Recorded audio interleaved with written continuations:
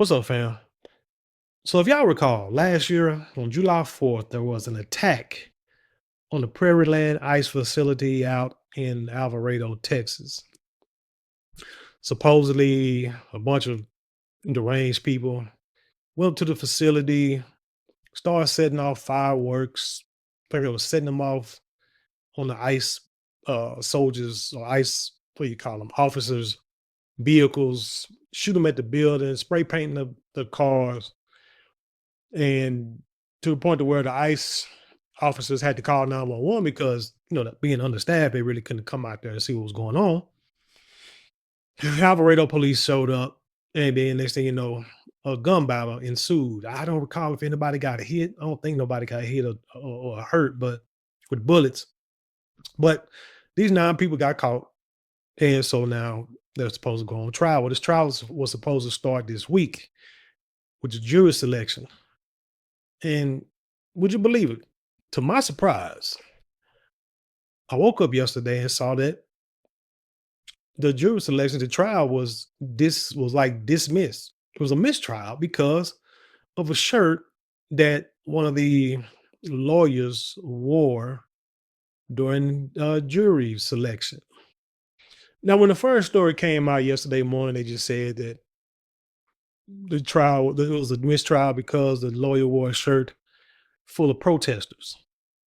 I was like, well, hell, what kind of protesters could they be? But then as the day went on, they said the shirt had Malcolm X, Martin Luther King, and others from the civil rights era on his shirt.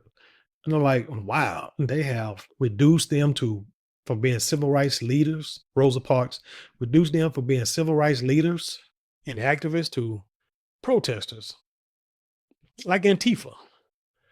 Y'all, like I said, we got to keep this history going. We got to get these books, got to read to our children, teach them the real history of America because, man, they are going to whitewash it before you know it, before your eyes, and before you realize what has happened. The plight of Black America will be forgotten, almost like the plight of the Native Americans. But anyway, we're going to get into this story, which y'all see the details of why this trial has been deemed mistrial. I'm going to give my take, and as always, I want you to give your take in the comments below.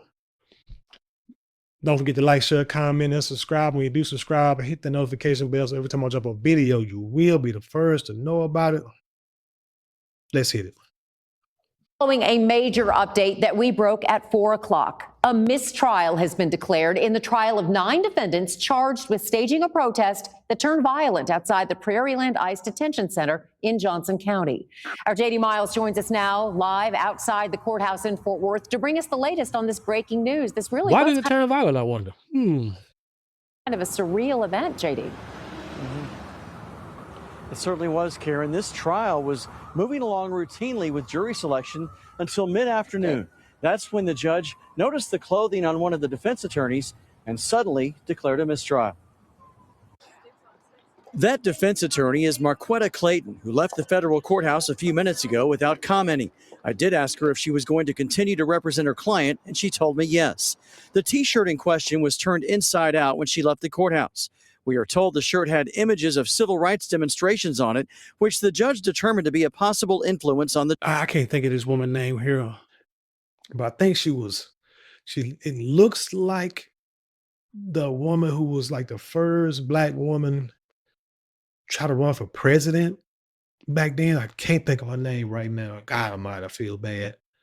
But okay, but we're talking about civil rights activists being brought down to, like I say, to protesters.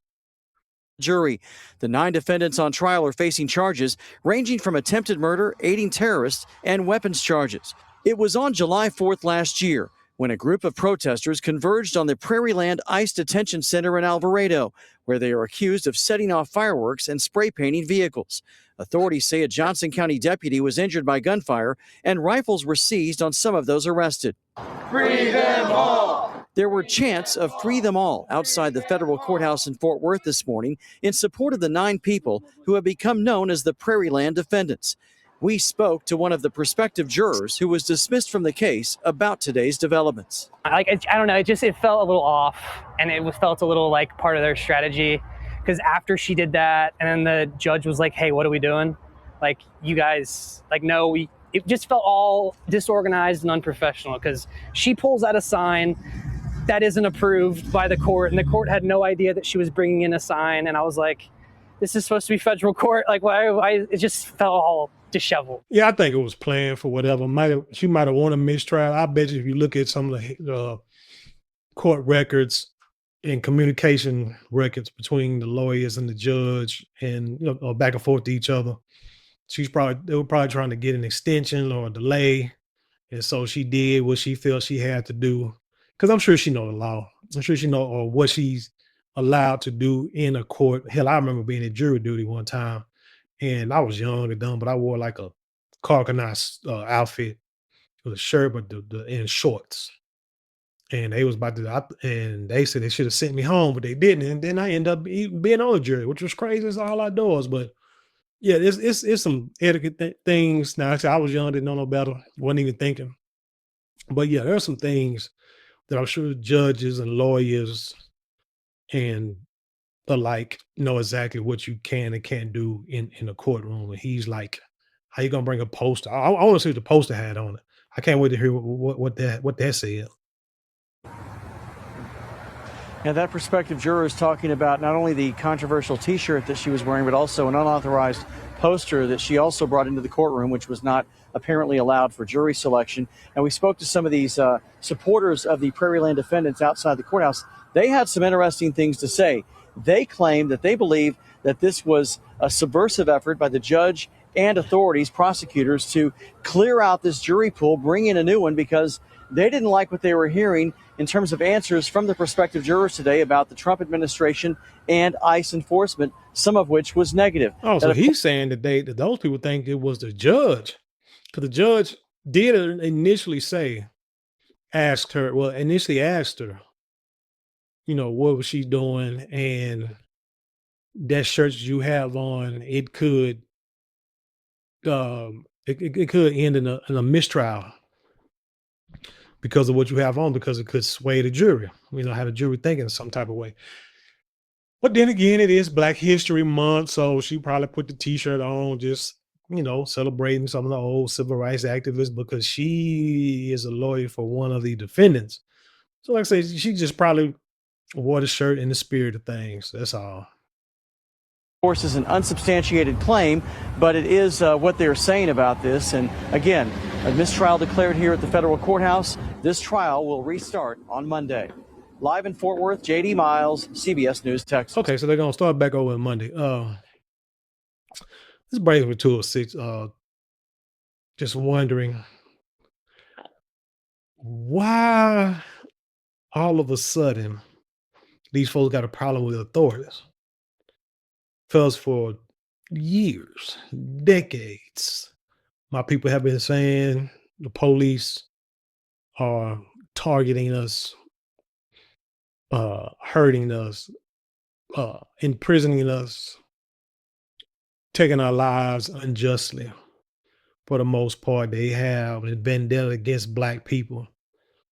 And we talk about all the Black people that died over the last decade or so: Tamir Rice and Sandra Bland, George Floyd, whatever the reason. I mean, George Floyd might have been out there with a fake $20 bill, but it didn't warrant a policeman putting his neck on the back of a man while he's laying down, saying he can't breathe, and pretty much giving up.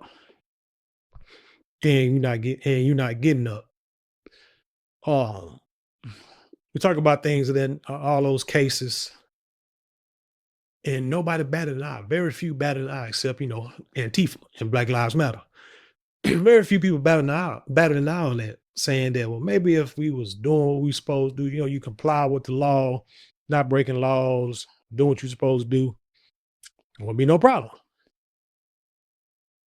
But now you got ICE out here trying to round up illegals, and now you got a problem with authority. You got ICE out here taking the lives of a couple of, Anglo Americans, and now you got a problem with authority. Oh, now there's a problem. It's not they're not right. They're violating constitutional and human rights and civil rights. And we're like, what? I mean, it's like, but we've told y'all from the jump how these people treated us. How we had to be on our toes, our P's and Q's. We got to be on our best behavior when we walk by police or we pass police because we know they're going to be looking at us. And now the federal government has taken the lives, whether just or unjustly, it doesn't even matter, right? Because if they would have complied, then nothing would have happened. But unfortunately, they didn't comply. Not even close. I ain't seen no black folks trying to stop the police from doing their job. We might gotta get a camera. We might yell, fuss. Somebody might throw a bottle from the top of the roof, but ain't nobody finna sit out there and try to impede the police and what they're doing for the most part. When they actually doing what they're supposed to be doing, unless we actually see them doing something that's illegal or unwarranted. But y'all people thought y'all had to protect the complexion for protection. And now that protection ain't what you thought it was, now you got a problem. And now you want to fight. Now you want to protest. Now you want to attack an ICE facility. And what's crazy is you fighting for people who legally don't even belong here. Regardless is if they're model citizens or not. It's the law. And like I told you, I don't, what I'm saying? I ain't really tripping on the law because it changes every day. I always remember slavery was once legal in this country. So, yeah, you take the law for what it is, but if it's the law, it's the law. And if they said you're not supposed to be here, then you're not supposed to be here. It's simple as that. I don't care if you crossed the river, crossed the border, and became a police officer. If you ain't supposed to be here, you got to go back and try it again. That's just, now if y'all want something different, get into politics and change it. That's the only way, one of the only ways you're going to make it have a change. Now, the other way is mess with their money, but how you going to mess with their money? Do you know how to mess with ICE money? I don't think you do. So the only thing you can do out here is protest and attack federal agents, regardless of what you think. But them son guns got what they call qualified immunity. They could do whatever they want to and not go to jail for the most part. So y'all just doing it wrong. But again, you fighting for people who, like I said, unfortunately, they're not supposed to be here. Right or wrong. But if you don't like the way that they're handling their business, then the next best thing you can do is help them. If you know somebody's a fugitive, somebody who's a violent criminal, out here in America selling drugs, trafficking, different things or different people, part of gangs, terrorizing neighborhoods. It's your job to call the police, call ICE, and have them come pick them up.